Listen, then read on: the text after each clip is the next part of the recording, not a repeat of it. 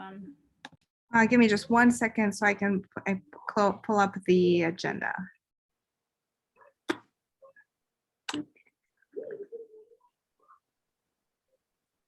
Jane dropped it all in the chat. Thank you. Yeah, I think what's happening is my computer is very slow due to Zoom. Our website was down for a few minutes today too, and it's a plugin malfunction. I had to go in and delete it. So yeah, good. Okay, well, let's get started. This will be a quick meeting. Welcome to the July board meeting for the Lents Neighborhood Association. And just a reminder that business, sorry, I froze for a second. This is a meeting for the purpose of conducting board business, and it's for board members only, but it's a meeting open to the public and anyone is welcome to attend. However, participation is by board invitation only. So with that, the agenda is posted in the chat, and the first item of business is to approve the minutes from the last meeting. I don't see them linked here. Morgan, do you have that? They're in the archive. What does that mean? There we go. She has them in the, Jean already pulled them up into the chat. Okay, I'm gonna just click on them and see if I can get them to open up on the screen.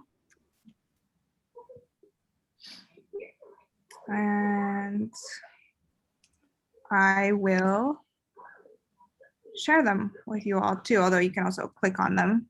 I just need the sharing abilities. And while that's happening, thank you all for being here. Thank you so much.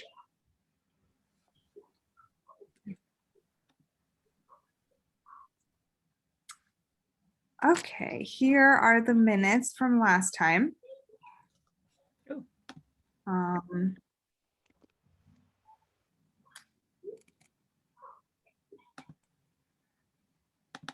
We talked about bylaws, more bylaws. We set the agenda.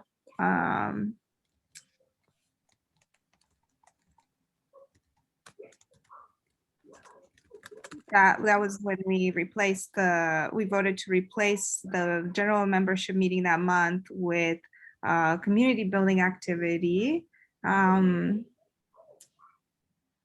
which is something we've been advised to do in the past by district coalition folks. And we've done those cleanups. We'll talk about them more later in the meeting. And we talked about upcoming elections. There's a report from the communications committee. And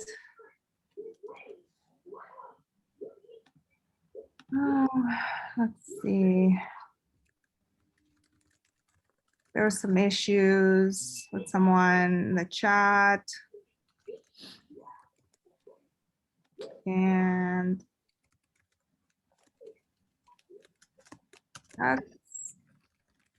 that's about it. Any questions? Thanks for the great notes, Morgan. Yeah, thank you. So I move to approve these minutes to be posted on our website.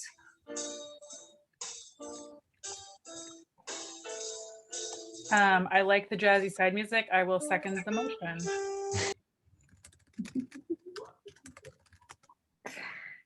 Motion, great. Any discussion?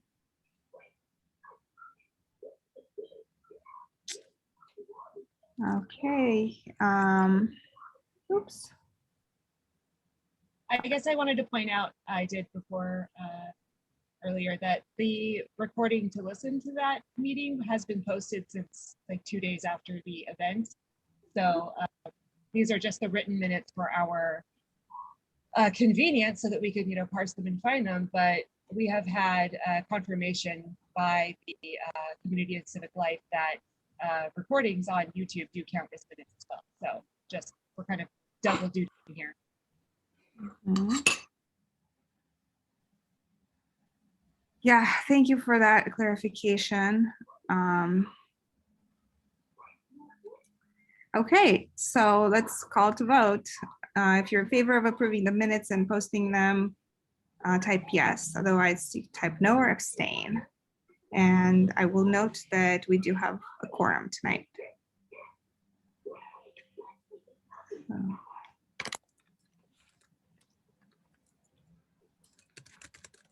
I think we have 5 yeses, 0 nos, and 0 abstention. The motion carries. Thank you, Morgan, for taking very detailed notes. Thank you for also posting the recording, and thank you for now following up by posting these approved minutes. Okay, let's see. Next, we have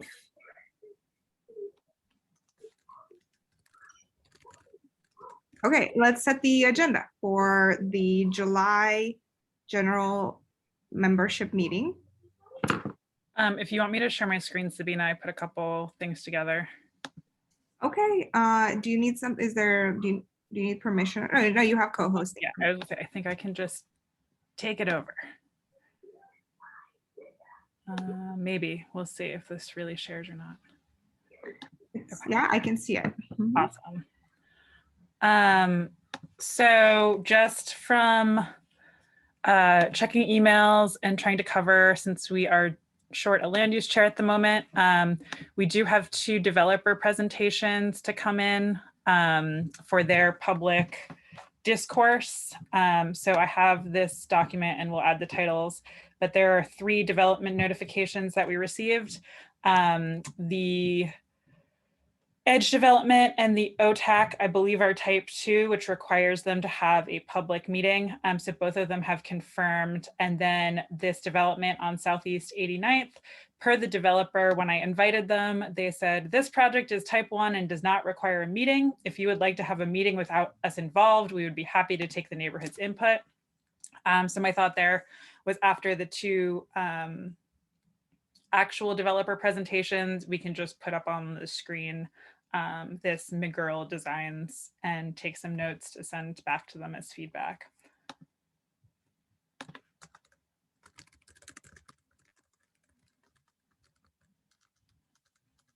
And then there was also 2 other requests via email.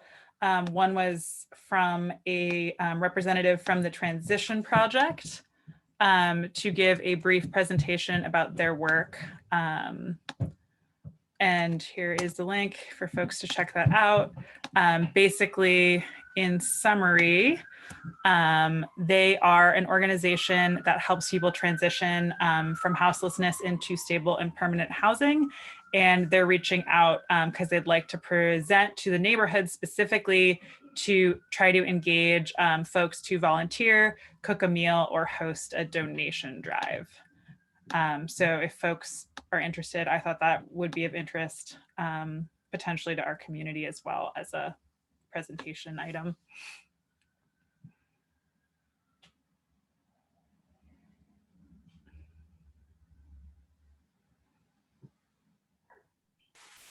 It seems like we could have a meeting that just is these presentations and keep it pretty focused. Yeah, I was gonna say, I think that works well too. This doesn't seem to have a time limitation on it, and that'll keep the meeting shorter. So I think I'm in agreement with that feedback. Oh, sorry, my internet cut out, so I didn't hear what was said. Do you mind repeating? Yeah, I just thought maybe like one single meeting or for public meeting where we just do these land use presentations.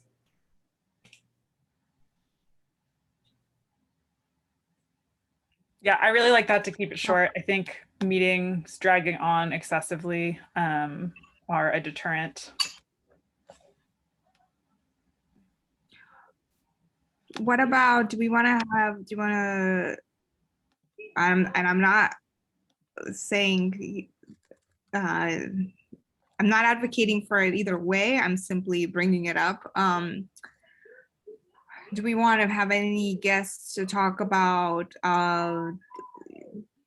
the response in Lens to the heat wave. You know, it's been pretty hot in the news, the fact that it's impacted our zip code and adjacent zip code next to us the most and the highest number of deaths. And there's a lot of conversation about how are we going to prevent this next time? Why has it impacted our area in particular? I mean, we all can guess why, but you know, I'm just saying these are kind of like the headlines going on now, and as well as how come we still know so little about, or nothing about, the identities of the folks who have died. And yeah, like, do we want to, since it's a topic relevant to Lents, do we want to, or will it be late by then? I don't know. I mean, we're probably gonna have more heat waves, so. What would the purpose of that meeting be? To an informative meeting? Would it be a meeting trying to get a response like enacted for in advance? Are we trying to pressure like city government? I guess depending on what the purpose of that meeting is. Yeah. I mean, I think it could be very good. I just think it needs to have a goal as opposed to just like people talking about what happened. It needs to be more goal oriented. Yes, totally. I think, you know, personally, you know, I have my own opinions and stuff about what happened, but I would like to stay away from like finger pointing and blaming, especially since it's kind of been done and it's not really serving, sorry, since it's, you know, past us, it's not really serving like the most marginalized folks that we are trying to serve necessarily, to be pointing fingers at this point, but rather to have a conversation about what happens next time this happens, and how can we best serve Lens, considering, you know, we now know that Lens is one of the most impacted, East Portland in general. Like if we look at the map, so what I'm referring is, maybe Jean can help me look up that article from the Willamette Week that includes this graph from Multnomah County Public Health that shows where the deaths were concentrated. And it's very visible that like East Portland and Lens in particular is where it was the highest number of people who died as a result of the heat wave. So I guess goal would be, well, you know, even just acknowledging that that this is on people's minds right now, and how can we help? I don't know, maybe it's not necessary. Another option would be to, once we know of the heat wave happening again, doing an emergency meeting, kind of like we did last time, except this time we invite city bureaus like Parks, the Water Bureau, you know, representatives from the commissioner's office, offices that help with some of these issues, Portland Street Response, local groups serving people, and, you know, Nets, and we all have a conversation around how we can keep more people safe. Yeah, whether it's about our houseless neighbors or also about housed folks, because according to the data published so far, the majority of people who died were actually housed. So I don't know, you know, like if we just increase awareness about checking on our neighbors, how can we help more people? Was it going to be too late at the end of July to have this conversation? Should we wait to have it as needed? We can call an emergency meeting. Would that be better? I was going to say, I really like the approach that you mentioned, which I think is kind of a very nice improvement over what we did, which was kind of like, who's working? How do we, you know, kind of last minute scramble? So I actually think that's a great presentation, maybe for a vote, but I think that is a topic for a specific meeting, not necessarily to be lumped in with the developer presentations. Although, you know, maybe if it was, they would help address the concrete, heat, whatever. I don't know. Jason, we haven't heard from you tonight. Do you have an opinion?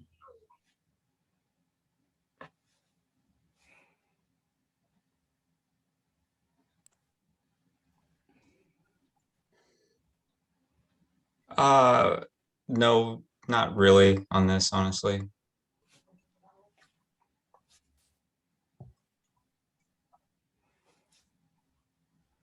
Okay. I wonder if this could be like it doesn't need to be wait for an emergency meeting, but just like a separate special meeting, kind of like for those interested in being involved in a I don't know, natural disaster specific response, like even for snow, right? It could be kind of a general thing of like when there's some sort of weather related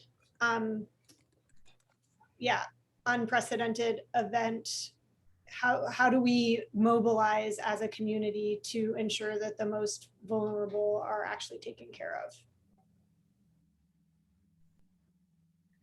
Okay. That makes sense. Okay, well, it looks like we have quite a few things. So we're going to quite a few things on the agenda. So we're gonna. Oh, is my computer being weird?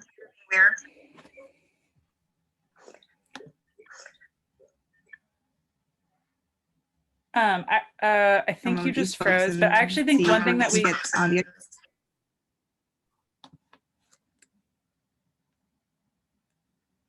you kind of broke up, Sabina. Can I propose something? I'd like to add a public safety update.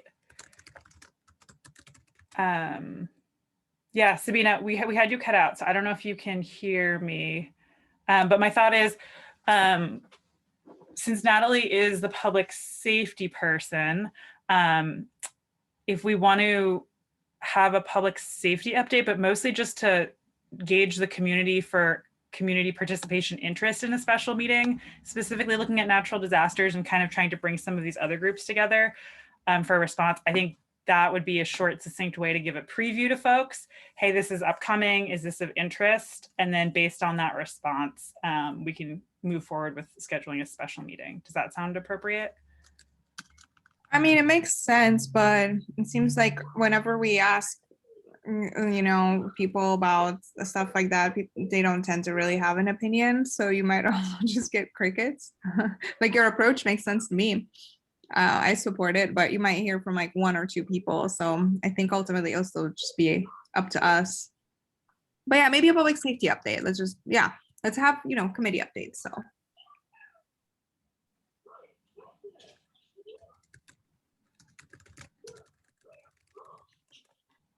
Awesome.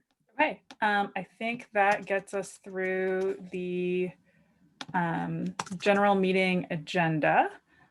So I'm going to go ahead and motion to approve the July general meeting agenda as shown on the screen right here.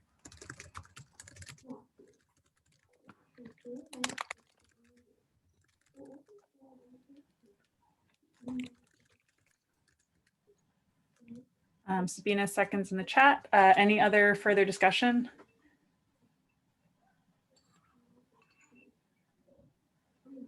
All right, then we can open it to a vote.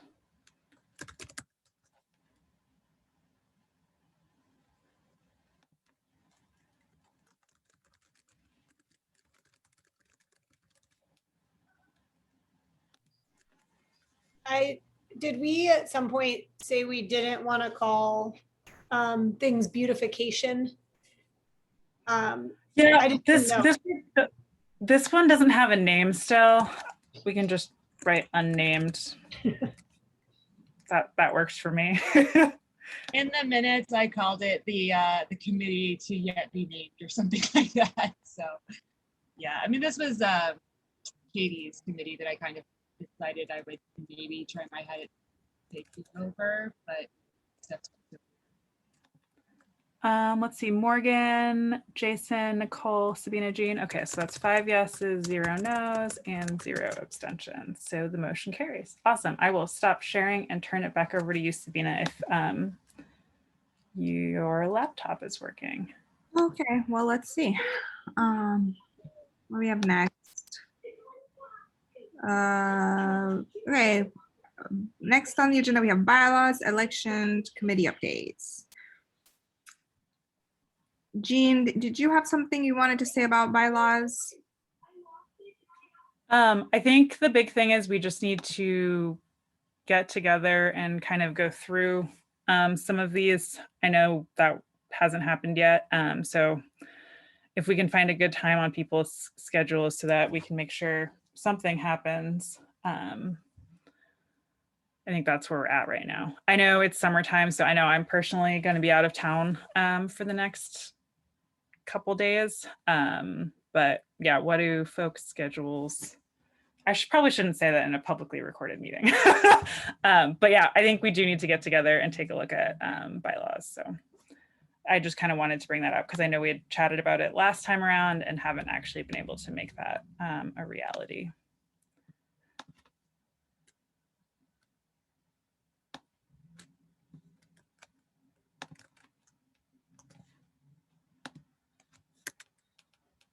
The other option, I guess, is to just not. I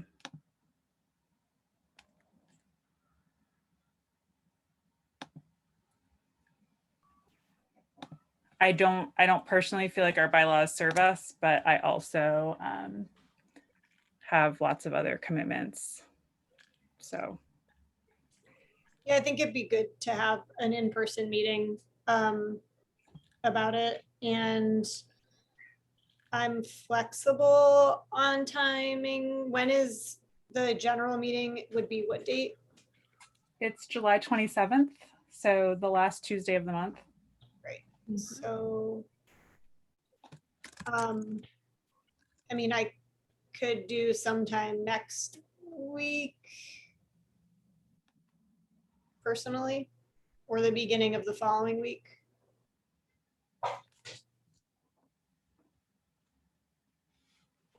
Same, I could do that as well.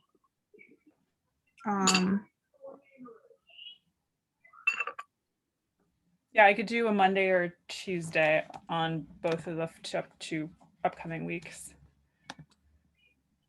Yeah, and I want to make sure that at that meeting we will have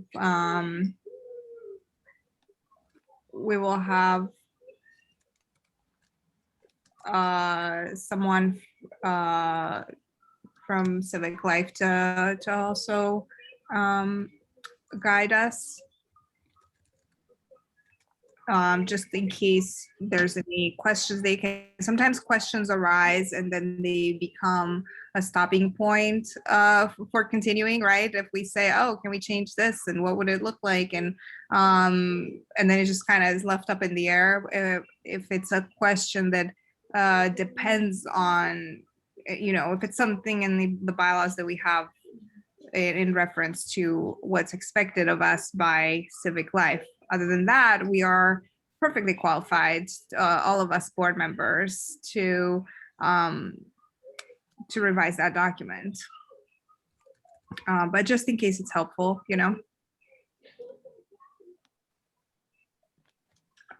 Okay, well, then we can just add that as a, follow-up to do item. And with that, the next item is elections. As you all know, we have an election coming up in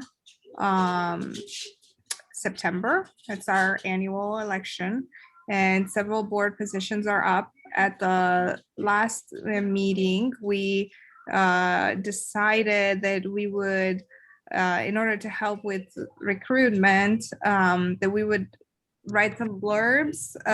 Those of us whose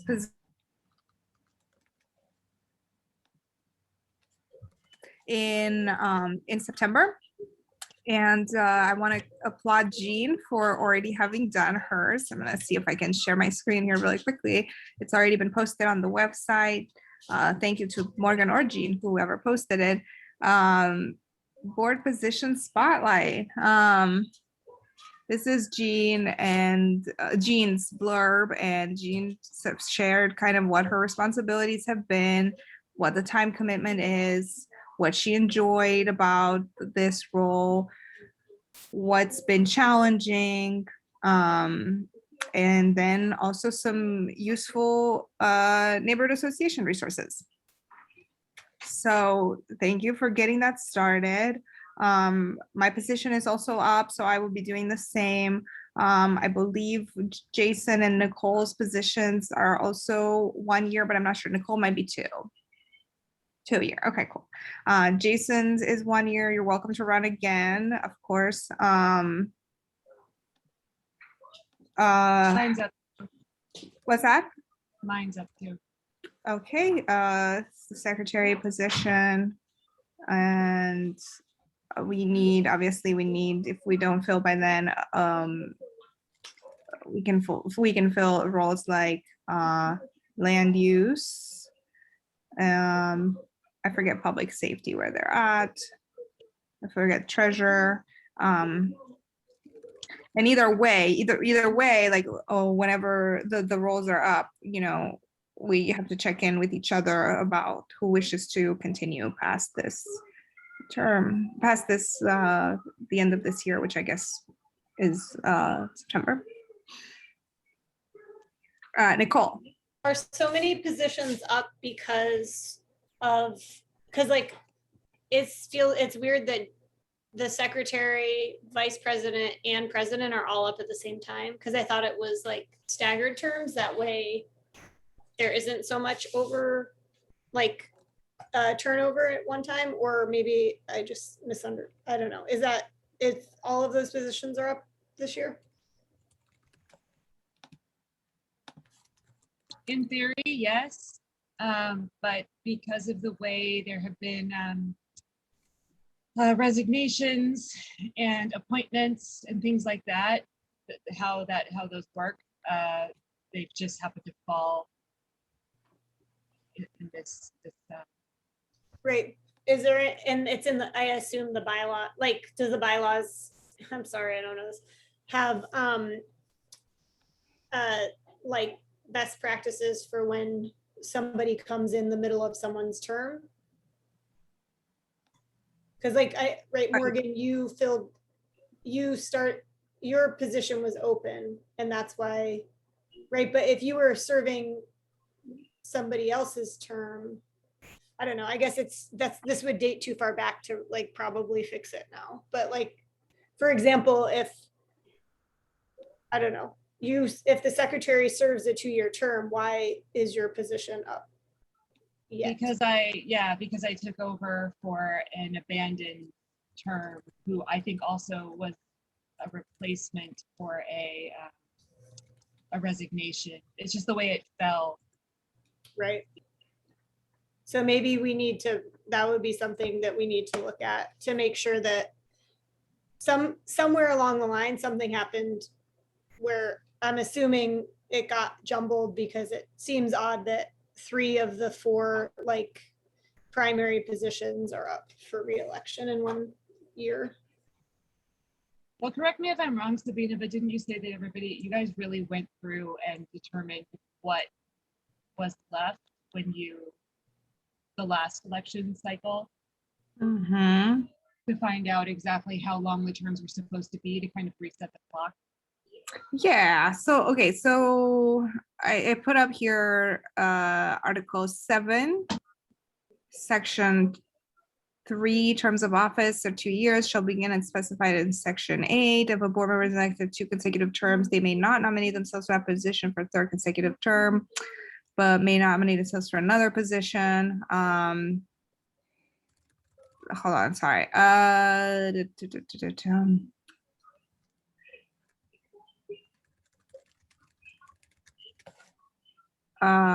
This is lower.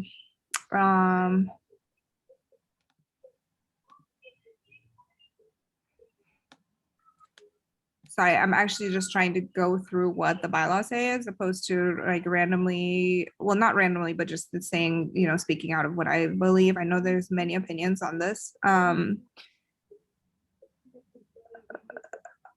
Is it? Okay, so here, under the section 8, specific duties of the board, at the end of each position, it will say, this position shall be up for election in odd numbered years. And then for vice chair, it's even numbered years. That would not be this year.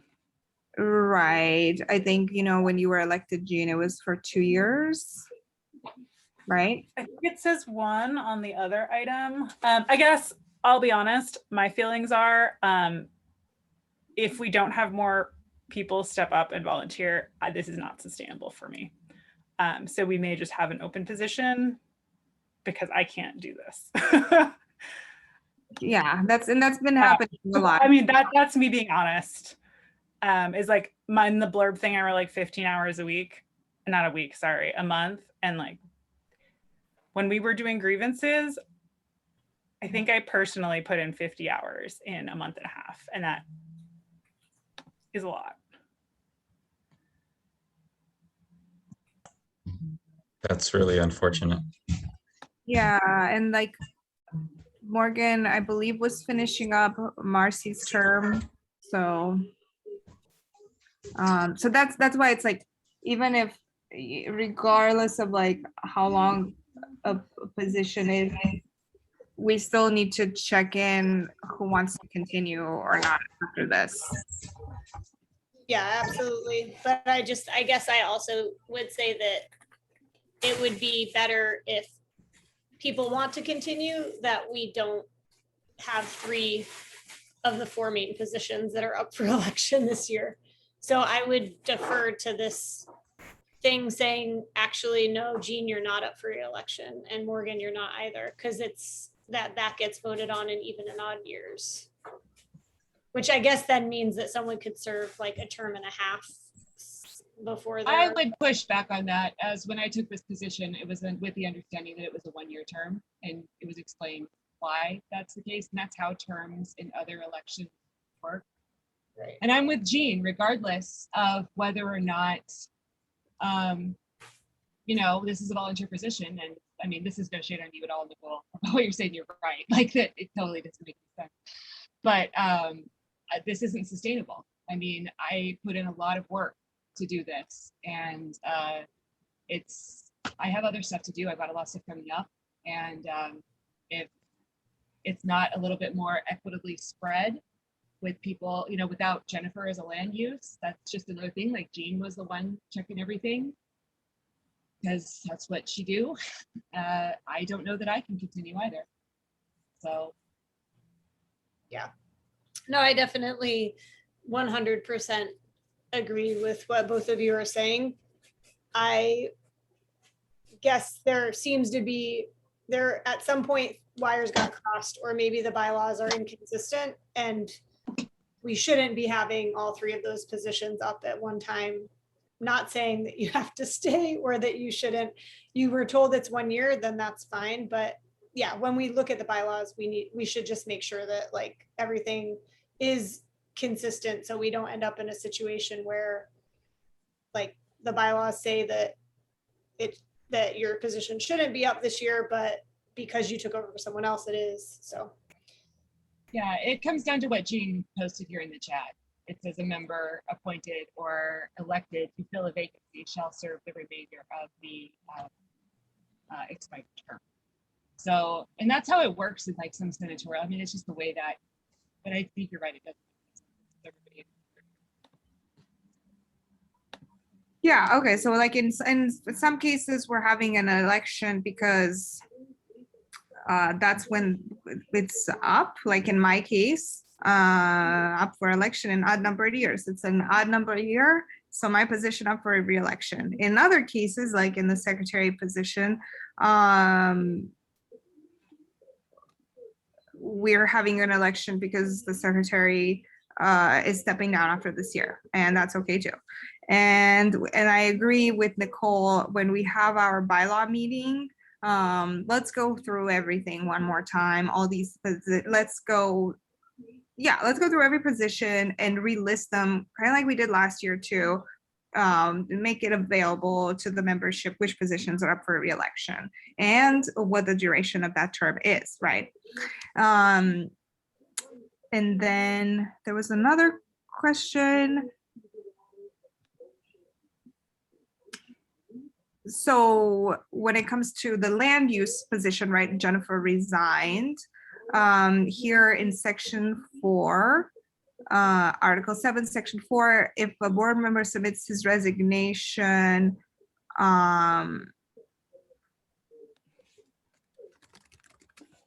prior to August 1st, which is the case, the vacancy will be filled by appointment made by the board by a majority vote of the board members present at a board meeting, subject to ratification by the general membership at the next regularly called meeting.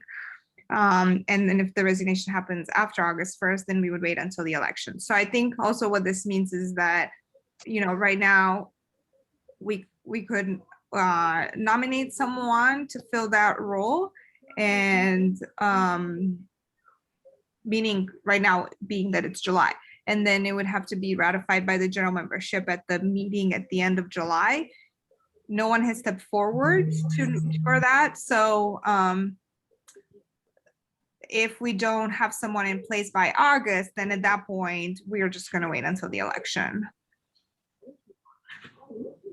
If it makes anyone feel better, sorry, Jason, the land use meeting for EPAP in July, I believe, is canceled due to just summer.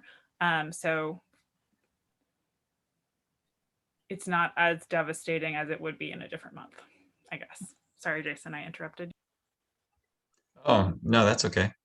I was just going to say that I agree with Nicole. I think it does make sense to kind of take the time to map it out to where the like all the key, you know, sort of the foundational board roles don't terminate at the same time. It seems like possibly, it seems like something probably got off track at some point, and that's why there's 3 up for election right now. So seems like it would make sense to kind of look at that and try to somehow get that back on track.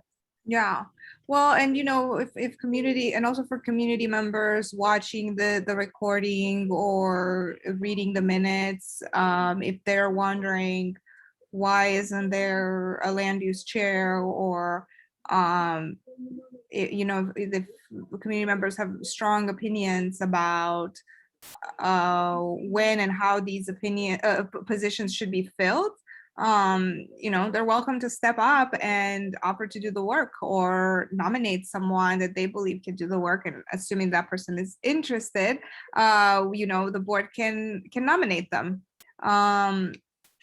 I think that can happen all the way up to the general membership meeting in July. So I know a lot of people have a lot of opinions from, you know, in the community about how it should run. Ultimately, what we need is people to get to help make it happen as well, in addition to the opinions, you know. So if folks want this to be done a different way, they're welcome to step up.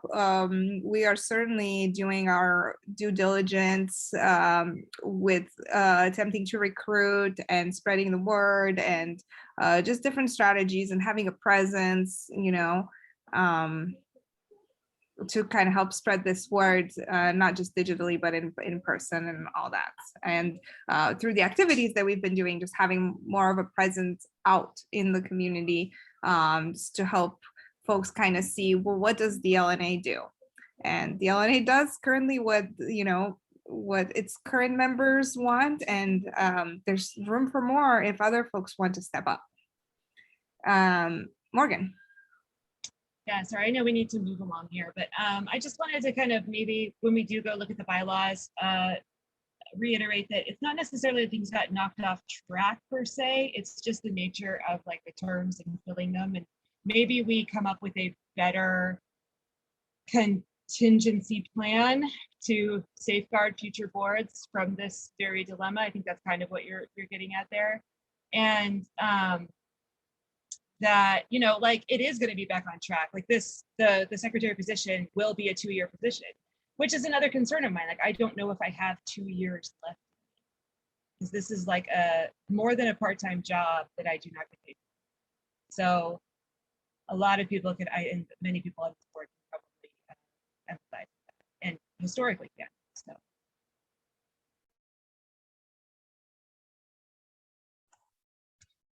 Okay, well, thank you all for weighing in on that. I think it's helping inform some of the conversations going forward, right? And okay, so we covered bylaws, we've covered elections, and now we have updates. Let's go to events.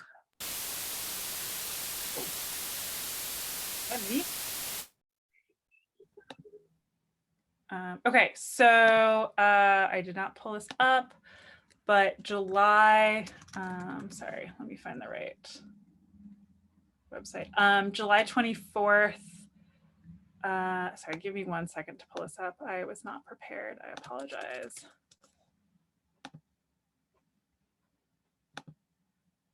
My volunteer, we're almost there, we're almost there.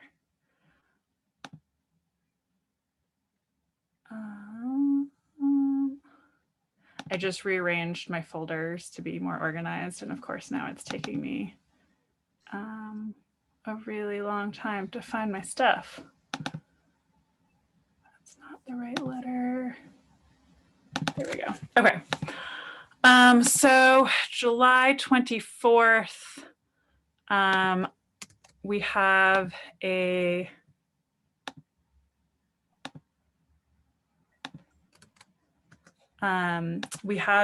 Lentz Monument West cleanup opportunity. I'll just go ahead and share my screen in a minute. I just put the Solve link because I was able to get that set up last week. Here we go. Okay. So basically, what it is Lentz Monument West is covered in the Tree of Heaven sprouts. I don't know if y'all have walked by there recently, but I did a couple days ago, and it's pretty gnarly looking. And then the plan to get this to work with Solve is basically to do a cleanup of the monument, and then as well as the adjacent neighborhood blocks. I have been able to get local businesses to donate some dumpster space, bathroom access, a parking lot. I'm going to get Solve. I'm going to apply for a Solve grant to cover any extra debris that we have to remove. It'll be Saturday, July 24th from 9 to 11 a.m. Meeting at the Lentz Body Shop parking lot. Solve will provide, I'll basically go pick up the grabbers, all the trash bags and equipment, and then Green Lentz, the tool library, is going to loan us some weeding tools. That's basically, it's not totally accessible in the sense that the monument is covered in rocks, but the neighborhood cleanup portion is accessible. Sign up info. If y'all know anyone else who is interested in being a local partner, we can also always use more dumpster space. I know trash is expensive and hard to move around. I own a Honda Fit, not a truck, which can carry a lot of stuff, but not as much as a truck. And then in response, very happy to include their logo on posters, share info about their businesses to volunteers. So that is what we have for community event.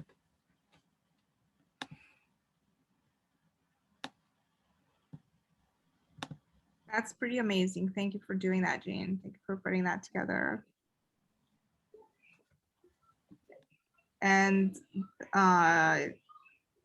do you want to give also an update on the cleanup that just happened on July 5th? Sure. Yeah, so the Parks Department had reached out to all the neighborhood associations specifically via Solve to look at cleanup after the 4th of July. So on Monday morning, I think 16 people met up, including myself, at Lentz Park.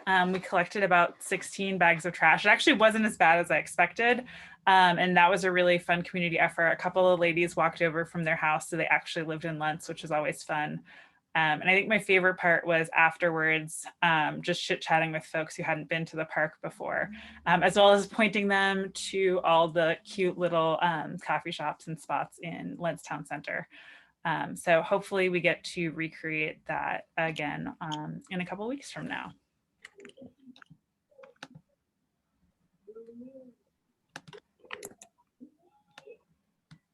Yeah, I was just looking, sorry, I was just looking on our page to see if I can put up some photos. Oh, yes.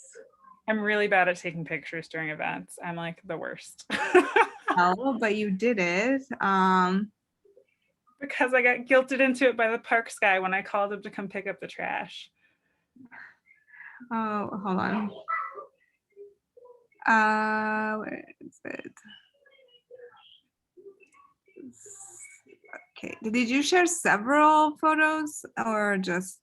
Oh, yeah, okay. There's like 4 photos-ish. Hold on.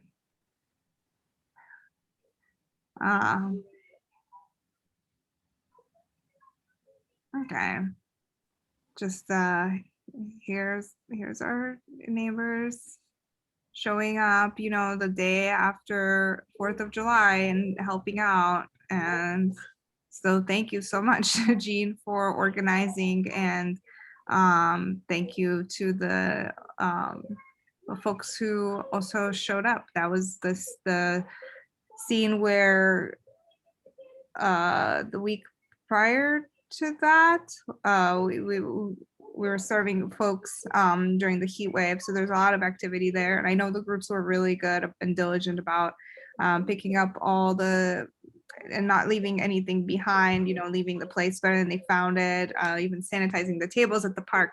But I think, yeah, can always have more cleanups, great community building, and a great service to the community. So thank you all for doing that. I will say having the parks take care of the dumping was the most important part, because I think that's really the hardest part of getting these things orchestrated. Yeah. Yeah, we've been learning so much doing these cleanups and forming relationships and partnerships too. So good work. Okay, are there any other reports that we want to give? I know Gerald wasn't able to make it, but I do have the finance overview that I can share really quick. Thank you. Yeah, no worries. All right. So this is end of June statement. The bank account currently has $1,296.05 in it.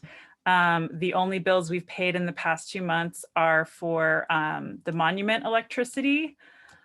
No activity on the PayPal account, which is expected since there's been no events involving that account.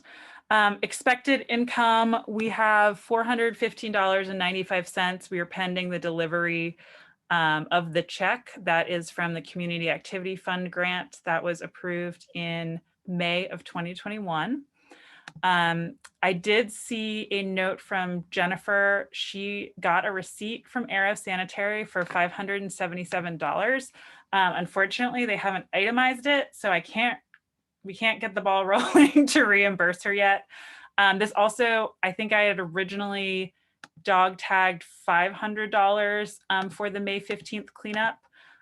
So one of the things we could do here is revote or amend the vote to include the extra $77. This is the dumping fee, which means if you divide that by, I think, $115, that's how many tons of trash we got rid of in May.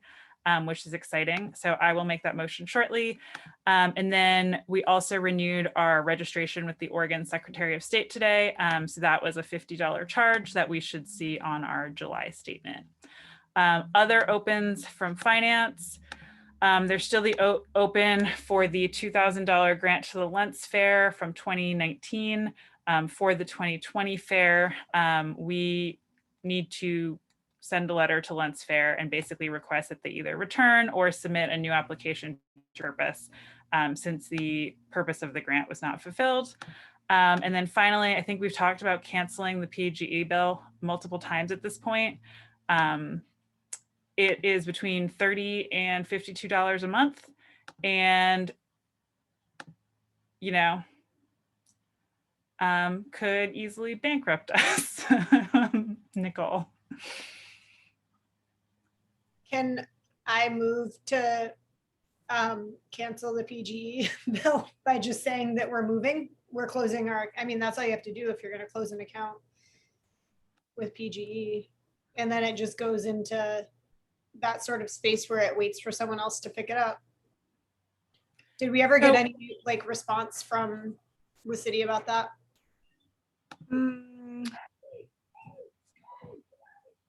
Sorry, I just spaced out what I was about to say. Carry on with the conversation. I'm going to try to pull up an email to answer your question, Nicole. But I wonder though if there's another step here.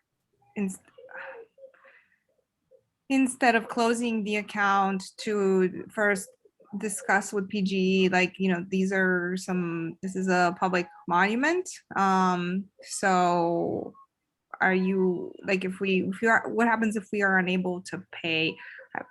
And I believe that was the recommendation I got from Prosper Portland, when I contacted them to say, you know, like, hey, when we were made responsible for this, which was many years ago, it was while Nick Christensen was chair. And so I got a lot of information from him about how that went down. It was supposed to be a temporary agreement. It's lasted way longer.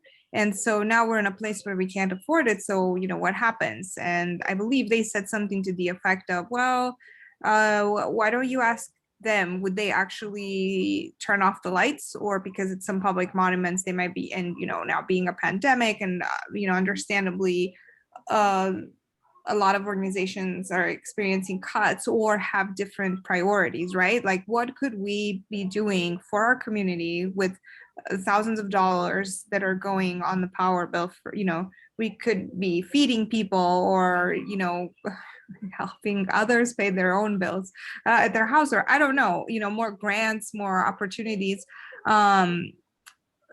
What will happen? And just kind of attempt to have that conversation with PGE prior to closing the account, or at the same time. I guess my comment is, who wants to do that? Because I think that's a fine idea. Side note, I did talk to Prosper Portland because I need to get a permit to do the cleanup on the 24th. And they clearly stated to me they did not own that property. And I've yet to hear back from PBOT officially. So sorry, this is gonna sound terrible. I don't have a lot of stake in what Prosper Portland is telling us to do in this space, since apparently they don't own the property. I can call PGE and tell them and find out our options, report back for next meeting, I guess, and then we can make a decision on whether we just cancel it or what. Okay, that would be super helpful. I think all the info is in that email from Ray. Is the account number in there? Yes, And because they I had to guess- get it turned off for the car accident. And then, yeah, the only other thing would be maybe they ask whose name is on the account, but I can just say Lentz Neighborhood Association if that's who if it's under a business. That would be really helpful. Thank you, Okay, Nicole. here is some information just to freshen up our memories. We did have this conversation a couple months ago, but Prosper said they're pretty sure the electricity or irrigation is not a requirement of the revocable encroachment permit. If the LNA is not able to continue to pay these bills and decides to disconnect these services, the outcome would be that the monument would not be lit at night and the plants would not be watered, but I don't think that there's any other impact other than the plants might die if we have a really hot summer. However, PBOT would need to confirm this as they hold the permit. So then I was like, hey, I'm having a hard time hearing from PBOT.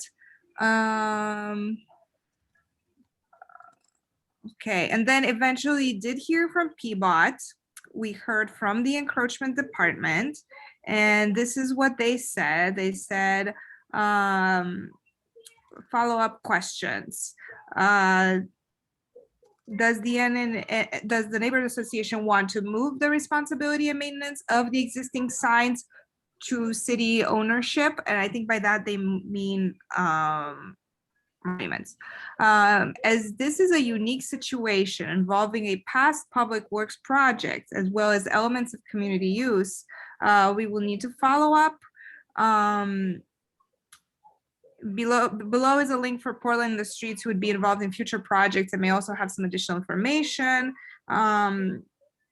If you want to reply and let us know, we can continue. And so I have this person's information. So I am willing to, it sounds like Nicole is going to call PG, and I am willing to follow up with PBOT on these questions. And maybe Nicole and I can work together on this and update the board by the next board meeting. I think that would be very, very appropriate and helpful. Alternatively, yeah, I mean, I'm wondering also, like, let's say we get some answers before the next general meeting. Can we add this? Is anyone opposed to also adding this to the agenda? Maybe if there's any kind of quick vote one way or another. I think that could be couched under the committee update items. Sorry, I'm trying to figure out how much we spent overall on the monument. 12% of last year's budget.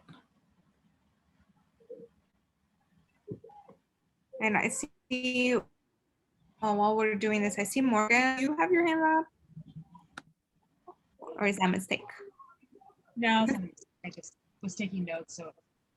Oh, okay. I say we still have all that stuff from Randy Daigle.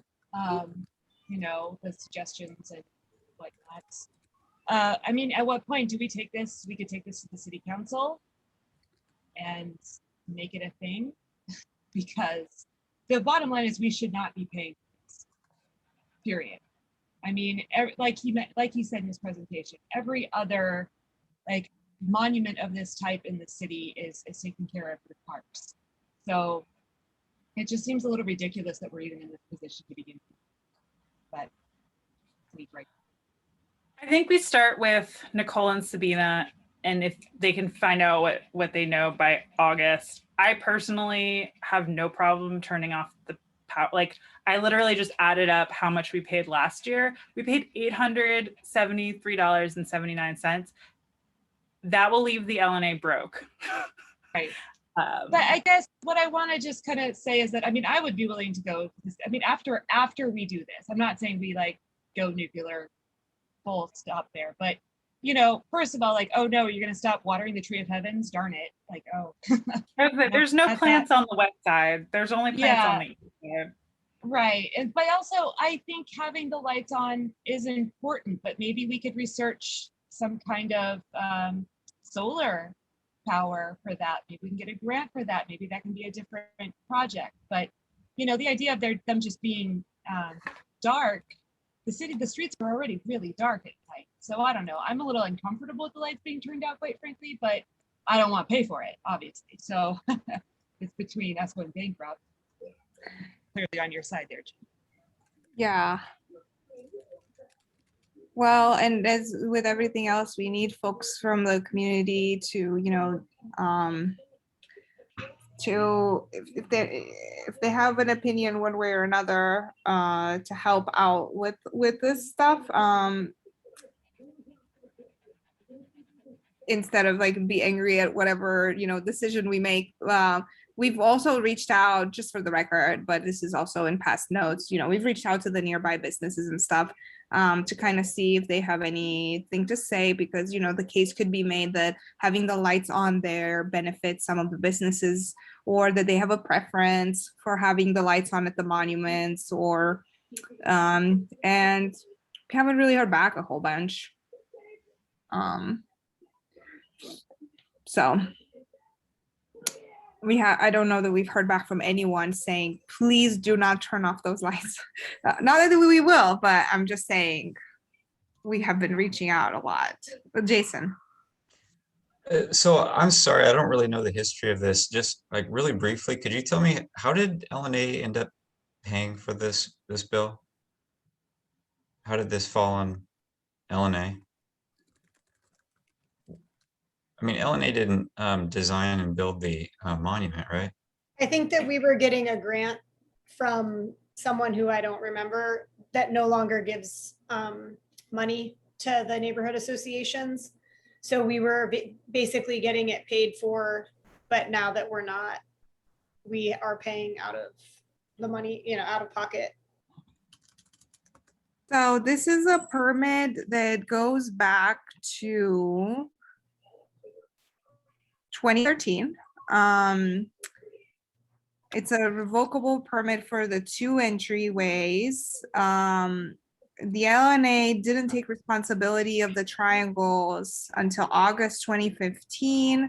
The PDC was now PDC, Portland Development Commission, now Prosper Portland, was responsible up to that date. This is all according to information I'm pulling up from Prosper Portland themselves. And according to Nick, and I can pull up the permits too. According to Nick, the Prosper kind of convinced the LNA to take over those until there would be a business association that would take over those bills. And that just kind of didn't really happen. Now we have Lent's grown and be considered a neighborhood, a business association or not. I mean, it depends on, whose definitions you go by. But all that to say, either way, the transfer never happened. So the LNA kind of continued doing that. And I can share my screen. Oh, is it okay, Gina, if I share my screen? Oh yeah, sorry. Okay, no Take it away. worries. No worries. But here it is. It explains the addresses of where that is and kind of, yeah. And you can see it was signed by Nick and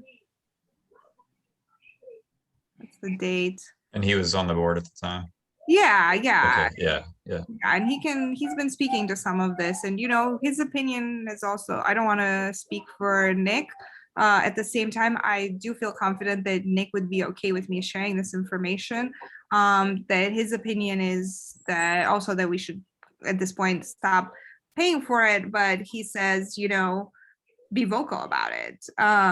Let the community know why you're doing this. Let them know that you have been paying it this whole time. Yeah. Yeah, I mean, this is probably not the time for, I'm not trying to get into a debate on it, but it definitely seems like it should be the businesses fronting that money, because anyway. But thank you for that explanation. Appreciate that. Yeah, I'm not sure how helpful it was, but No, that's exactly what I wanted to know. Yeah, thank you. So just time check, Nicole has probably 3 minutes left. yeah, well, I think we've gotten through everything. I was gonna say, I think so too.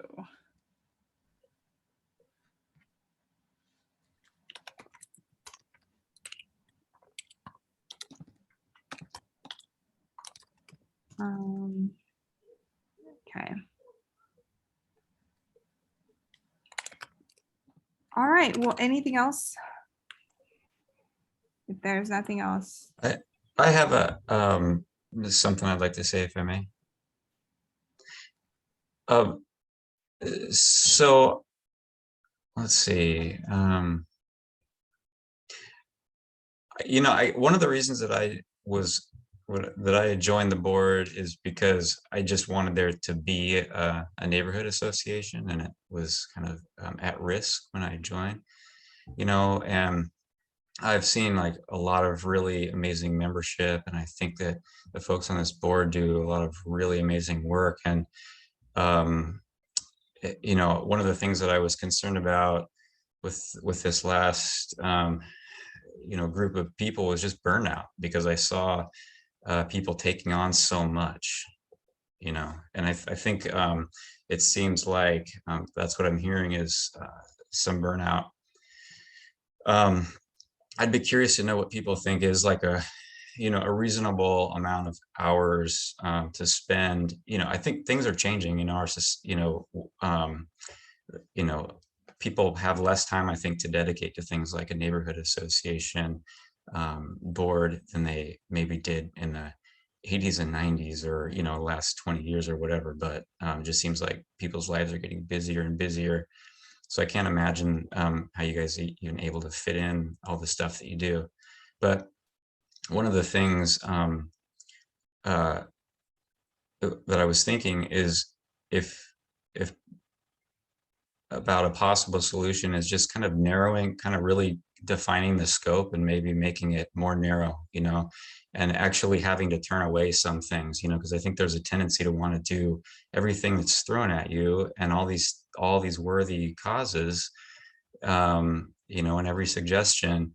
But I think it's not realistic. And I think there's a lot of turnover because of burnout. And I think it's just more the way things are these days. People move a lot more, people come and go through the neighborhood a lot more. But if maybe if there was a very clearly defined scope, like, we do these specific things, this is everything that's on our plate right now, and we're not going to take in any more because we don't have the resources to do it. So just some thoughts, because it seems to me like with 3 key positions coming up, here all at the same time, there's a pretty good risk that they won't be filled. So anyway, it's just some thoughts. I really like the idea of narrowing scope. I struggle with the fact that we don't have a good mission statement. We have one sentence that says the neighborhood association's purpose is to enhance livability and communication. And that is a garbage statement, in my opinion, because it doesn't give you a clear compass. I guess I kind of sit where you're at, Jason, where I think the neighborhood association is important, but as an organization, honestly, it's exhausting and kind of sucks. And what sucks about it, for me at least, is the process part of this. Not to say that process is not important, but it's pretty frustrating. And that, yeah, frankly, just makes me not want to play. There are other organizations where I think I can utilize skills and energy without having to deal with some of the frustrations that I wrote about as challenges with this particular organization. I would say that some of my frustrations are, the lack of support from the city, and obviously, being kind of stuck in this inability to deal with harassment and this constant toxic environment that you're forced to deal with every time you log into the email or come into a meeting. Like, I'm not here for that. I'm sorry, I have left you, and this is my time, and I want to be able to do something I like doing with that. Nicole. Yeah, I would echo what others have said and just add that I feel that like the city, basically the neighborhood, I don't understand how the neighborhood associations fit in the city. And there was a time when they made sense within city government, and they seem to make less sense. And talking about that narrowed scope, if they're, if the people on this group were able to spend time focused on things that like, drive them and make them happy, then I think we would probably get more done, because we would collectively be more enthusiastic, bring more people along, and just, it feels a lot like, like what are we doing besides holding meetings? I mean, I say that but also acknowledge a lot, like I don't do that much for this organization, but there are others who do a ton. And so it's not like we're not doing anything. It just feels like we're in a pattern of like, basically our job is to continue an organization that is got these bylaws that we have to follow. And that's like that's the mission statement of our organization, is to follow the bylaws rather than actually have impact in the community. Yeah, I mean, it's also just a huge time of transition, both for the city and for the neighborhood association system. And I think that's what you all are seeing in terms of the lack of support, or and I feel, I don't, when I say lack of support, I don't mean that targeted at any individuals, because the people doing the jobs for the city, are helpful. I just mean just the way the system and the process is set up. There's certain things, right now that are just kind of not really working out.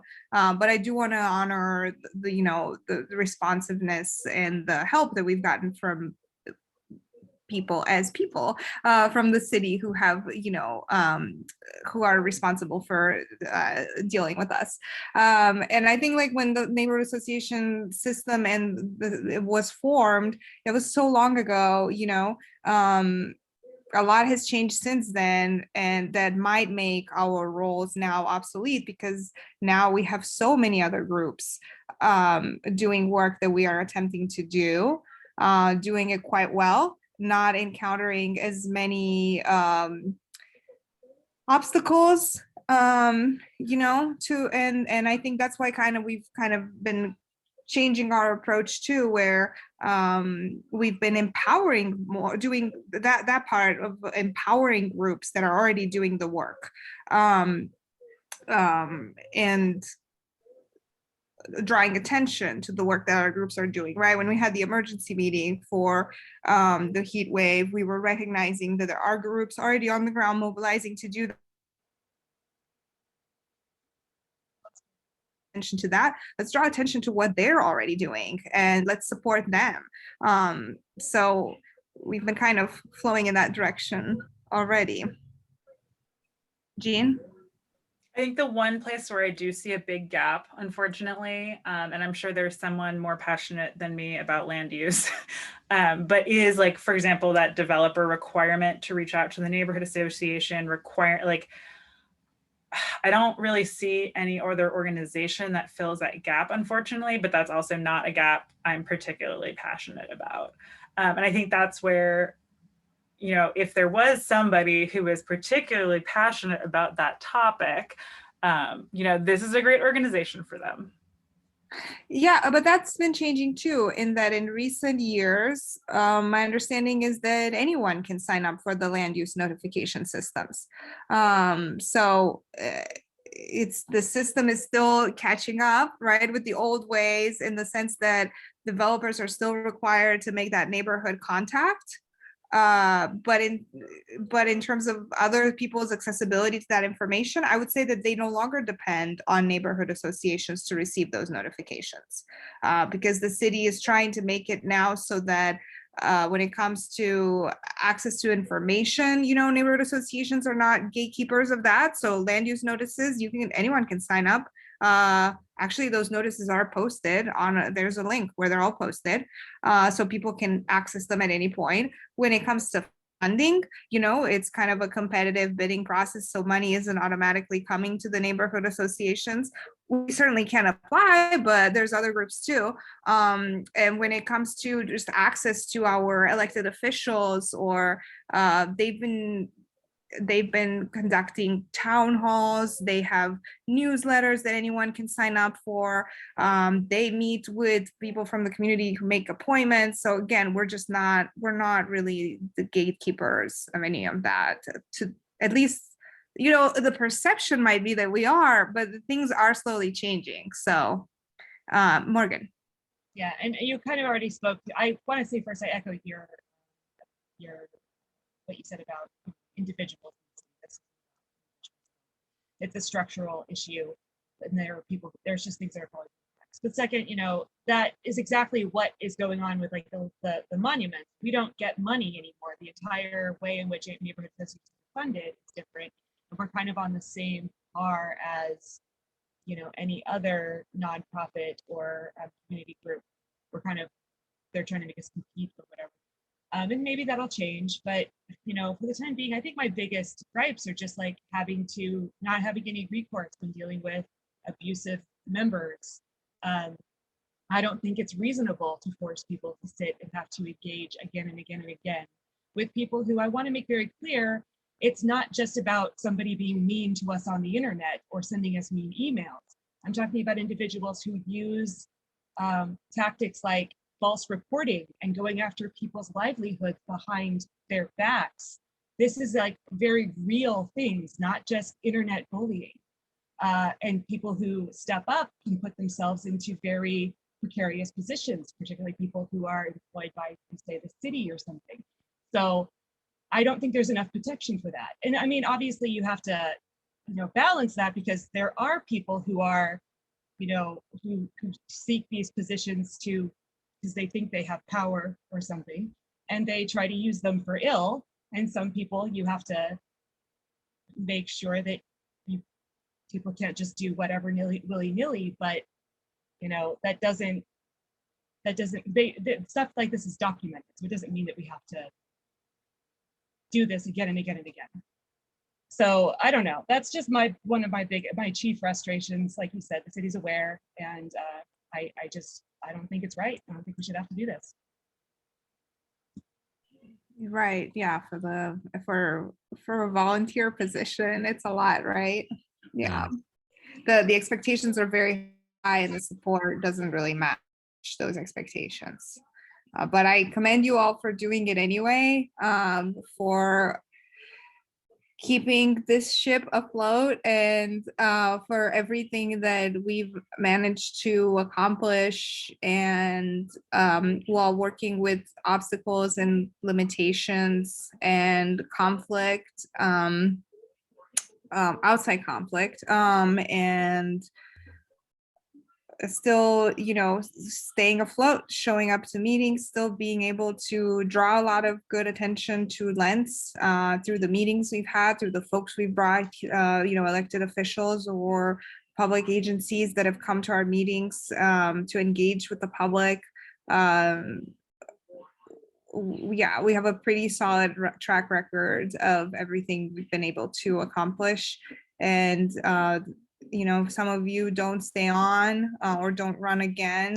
I know that your talents and skills and passion, very demonstrated passion that you have for your communities and for your neighbors, will be put to good use in any other organization that you join. So yeah. Thank you. Well, with that, it's 8 o'clock, and this has been a very pleasant conversation, but I think we're at the end, and yeah, we'll see you soon. If not before the general meeting, we'll see you at the general meeting on July 27th.